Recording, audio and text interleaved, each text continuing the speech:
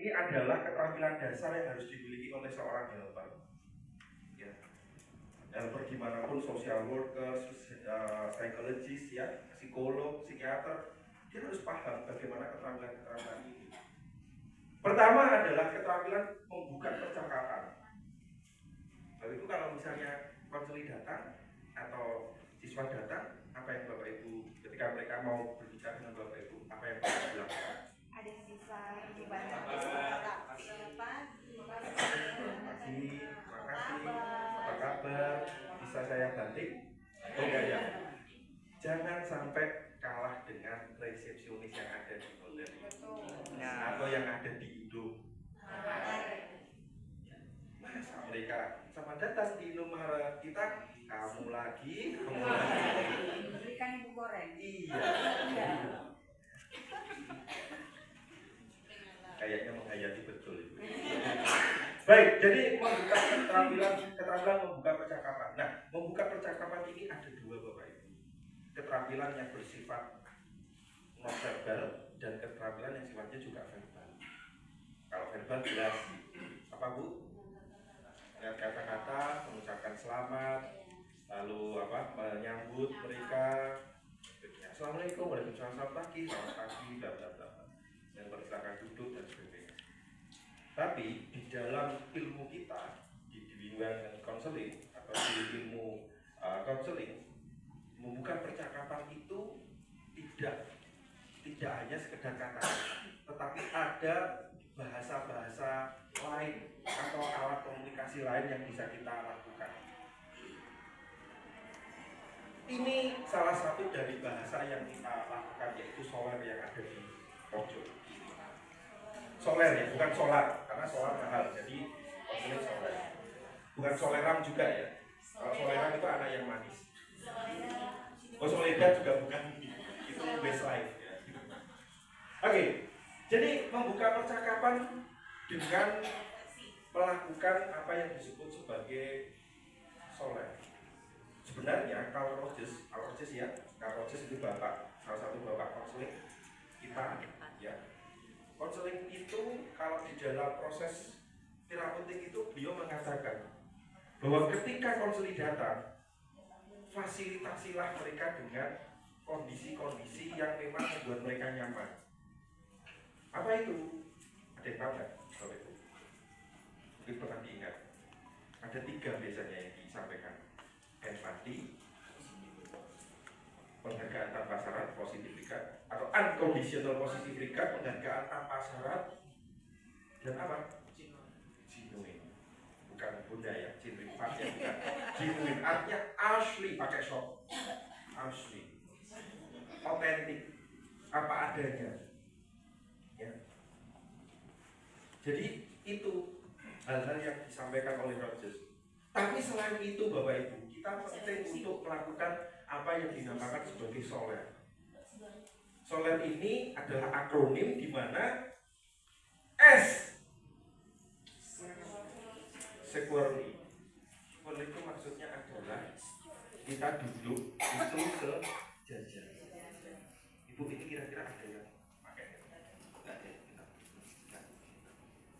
Saya kalau enggak dipraktekkan susah. Jadi duduk sejajar. Misalnya saya sama ibu, duduk sejajar. Jangan lebih tinggi atau kita yang lebih rendah. Lucu jadinya. Kalaupun dia pendek atau tetapi kita gini, sejajar itu maksudnya tidak hanya tiga, tetapi perasaan yang sejajar. Pemahaman sejajar. Bapak Ibu, saya, Bu Rahmi, ya Bu Catur dengan Bapak Ibu kita besti ya. Kita besti. Enggak ada kita misalnya expert atau Bapak Ibu yang jadi ini, enggak. Kita sama-sama belajar. Apalagi di dalam proses konseling. Jangan menganggap konseling, justru di beberapa teori ahli dari hidupnya si klien atau si konseling itu adalah konseling itu sendiri. Kita tuh bukan ahlinya. Tapi kadang-kadang kita ST12, sok tahu, sotoy. Ya. Kira-kira kadang-kadang kita melihat bahwa kita itu adalah lebih ahli dari mereka hanya karena umur kita lebih tua. Tua itu pasti. Bijak itu pilihan. Nah, Masih Pak, oh ya silakan. Itu jomblo Pak. Oke. Nah, jadi squarely, jadi sejajar, ya. Itu Bapak Ibu. Maknanya secara psikologis begitu. Coba deh Bapak Ibu kalau bisa Bapak Ibu duduk lebih tinggi daripada, kan nanti beda secara psikologis. Ya. Bapak Ibu pernah mungkin kalau yang dulu-dulu punya kelasnya ada bangku tinggi. Iya. Karena sebagai guru bisa mengamati kan, tapi dalam hal ini bukan untuk mengamati yang seperti itu, tetapi untuk melakukan apa? Secara psikologis kita saja. Yang kedua adalah O. O itu adalah open posture. Postur terbuka. Misalnya kalau ada Bapak Ibu misalnya disilakan itu enggak apa-apa. Tapi tangan itu jangan ikut disilakan. Sedekap. Ya, sedekap. Sedekah boleh, tapi kalau sedekah jangan. Karena ini adalah postur tertutup. Iya. Apalagi kayak gini, malah kayak Wakanda gini. Tahu Wakanda? Film. Tapi intinya adalah kita nggak tahu. Ya. Pak, gimana kalau menggunakan cadar? Itu kasuistik, kondisi-kondisi khusus. Ya. Tapi kalau pakai cadar, kalau cadar, apa itu? Masker. Kalau masker harusnya yang pakai laki-laki ya. Karena masker. Nggak usah dipikir Bapak Ibu, itu jujur saja. Baru besok, kan udah capek banget ya. Masker ataupun enggak masalah. Tapi yang jelas bahwa kita membuka diri. Ya, kalau duduk ya duduk biasa. Gitu ya. Kalau mau menyilangkan kaki ya apa-apa. Tapi juga jangan kalaupun menyilangkan baru kanan, jadi gini ya nak. Nah begitu. Ini nanti lama-lama bukan encok dan apa Sri Mulat. Ya, obedience. Ini ya, open posture. Yang ketiga adalah L. Lin itu condongan. Apalagi kalau misalnya konsul itu menyampaikan, Bu, saya sedih sekali, ibu saya sakit. Gimana nak? Nah, jadi agak condong. Condong juga bukan glosor ini bukan ya. Agak Bapak Ibu bisa paham ya maksud saya ya. Saya gini saya agak begini.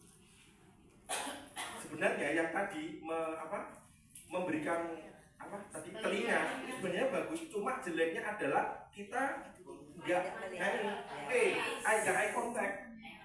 Cuma kita gini, udah gini digeret-geret, ini loh ya. Apa itu ya? Jadi L, lin atau condongan ya. Gerakan ini mengkomunikasikan bahwa guru atau konselor sedang mendengarkan secara aktif dan memahami lebih mendalam. Ditambah dengan eye contact. Kenapa eye contact? Ada yang tahu Bapak? Kenapa kita perlu eye contact? Kontak mata. Agar siswa merasa kita hadir di situ. Karena secara visual experience mata itu menyimpan berbagai macam informasi. Pernah nggak dengar kata ini? Mulutmu bisa bohong, tapi matamu bisa berbicara. Kan? Dia nggak ngomong, lihat di langit-langit, terus ada berkaca-kaca. Kan kita juga nggak mungkin. Ada cecak ya. Enggak. Itu adalah bahasa ekspresi yang dilakukan oleh konselor untuk melihat atau sedang memikirkan sesuatu. Apa matanya keculap kan? Ini juga enggak. Jadi eye contact itu penting sekali. Karena dengan eye contact itu Bapak Ibu bisa melihat, mengamati bahasa nonverbal dari konsuli kita. Riset membuktikan 70% komunikasi itu dari bahasa nonverbal. Dan biasanya konselor bahasa nonverbal itu bisa diterjemahkan. Kalau itu akurat akan makin trust building, akan membangun trust, akan membangun kepercayaan luar biasa pada konselor.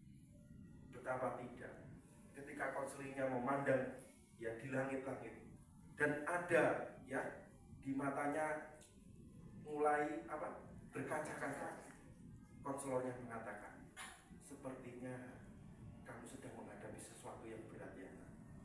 Ada hal yang membuat kamu bingung atau galau. Iya Bu, bayangin. Ketika si konseling mendengarkan ada orang di depannya mengatakan dan itu cocok apa yang dirasakannya, betapa dia akan melihat bahwa orang di depan saya itu Bisa mengerti. memahami saya dan gak perlu ngomong aku memahamimu loh, aku emati loh, aku lulusan 7 jurus BK loh. Please, kamu percaya sama saya. Ini saya sudah lulus nih loh, 7 jalis komunikasi, kelola emosi, malah suruh nyanyi.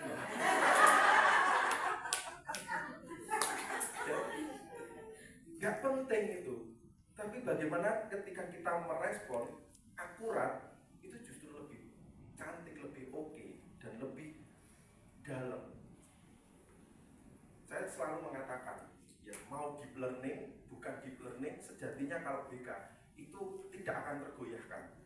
Kurikulum mau ganti 1000 kali pun, kita sudah mendalam dari dulu. Ya. Jadi kita harus bangga dengan ilmu kita. Wah, bikin RPL yang harus hot. Kita dari dulu sudah hot. Lihat ini hot semua.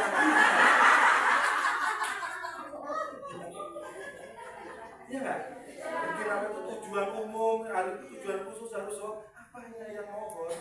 Kita dari dulu sudah hot. Iya. Ya. Yang hot saya, yang hot lah, yang apa? Ya itu kan sebenarnya hanya kita administratif aja, tetapi sejatinya ngurusin orang-orang yang kayak gini, maksudnya ngurusin teman-teman atau konseling itu tidak mudah Bapak Ibu. Perlu ada penjajakan yang lebih lanjut. Ya, jadi eye contact dan kita bisa mengerti. Dan R itu adalah relax. Bapak Ibu, ketika Bapak Ibu nggak relax, itu akan terbaca sama konseling. Dan apa yang terjadi? Konseling juga nggak akan relax.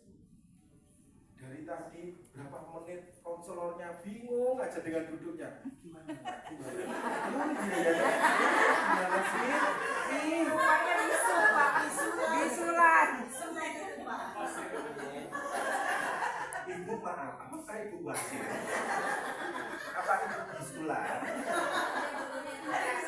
Ada yang bisa saya pencet Bapak Ibu? Iya nggak?